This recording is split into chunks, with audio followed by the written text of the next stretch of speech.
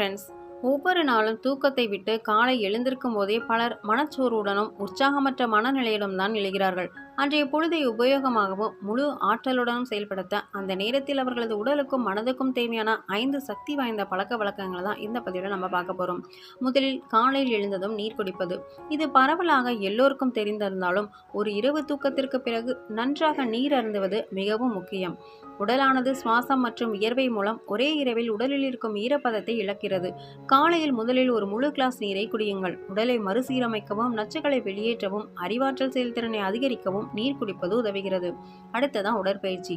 உடற்பயிற்சி மிகவும் நன்மை பயக்கும். மேலும் காலை பழக்கத்தில் விரைவான உடற்பயிற்சியை சேர்ப்பது கூட உங்கள் நாளில் ஒரு வித்தியாசத்தை ஏற்படுத்தும். இது உங்கள் இரத்தத்தை உந்தி சுழற்சியை மேம்படுத்துகிறது மற்றும் என்டோர்பின்களை வெளியிடுகிறது.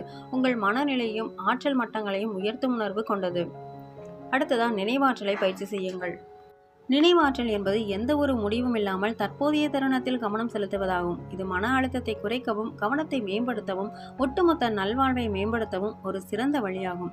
அடுத்ததான் ஆரோக்கியமான காலை உணவு. காலை உணவை தவிர்ப்பது உண்மையில் அந்த நாளை குழப்பத்தில் தள்ளிவிடும்.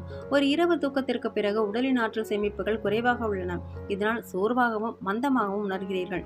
சீரான காலை உணவை உட்கொள்வது புரதம், நார்ச்சத்து மற்றும் ஆரோக்கியமான கொழுப்புகள் போன்ற அத்தியாவசிய ஊட்டச்சத்துக்களை வழங்குகிறது. இது காலை முழுவதும் உற்சாகமாகவும் கவனம் செலுத்தவும் உதவுகிறது. ஒரு நல்ல காலை உணவில் புரதம், கார்போஹைட்ரேட் மற்றும் ஆரோக்கியமான கொழுப்பு கலவையாக இருக்க வேண்டும். அடுத்ததான் நன்றி உணர்வை பயிற்சி செய்யுங்கள். நன்றி உணர்வு என்பது ஒவ்வொருவருடைய மனநிலையை அதிகரிக்கவும் மன அழுத்தத்தை குறைக்கவும் ஒரு அருமையான வழியாகும். ஒவ்வொரு காலையிலும் சில நிமிடங்கள் செலவழித்து அன்றைய நாளைக்கு நன்றியுள்ளதாக இருங்கள். அன்றைய நாளுக்காக கடவுளுக்கு நன்றி சொல்லி வேலையை ஆரம்பித்து வெற்றியை உங்கள் வசமாக்குங்கள்.